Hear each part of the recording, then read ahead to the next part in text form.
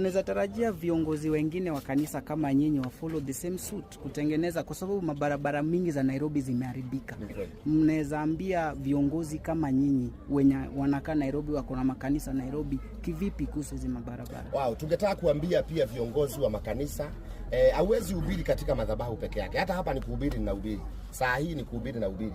Mbeleni sasa ukishinda hapo kwa madhabahu, the Bible say, watu wanataka pia kuona wewe unasema nini. Wezi ishi mambo ya kusema Zakayo, sijui Lazaro. Watu hata hawakukuta hawa watu. Sasa wanataka kuona barabara imetengenezwa. Wakiona barabara imetengenezwa, they are going to be happy na wataamini Mungu wako. Kwa hivyo hii ni njia nyingine pia ya kuhubiri.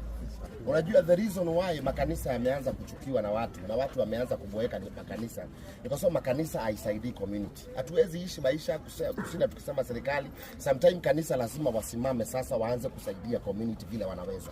Hii barabara nimeichukua mimi mwenyewe na nika make sure ya kwamba nimeitengeneza na imeisha na iko sawa, tukishirikiana na hawa watu ambao wako mahali hapa. Tuka make sure hii barabara iko sawa. So tuliambia kila mtu aamke asaidie mwenzake, tuwe na hiyo compassionate heart na Kenya itakuwa nchi nzuri ambaye kila mtu atatamani kukaa.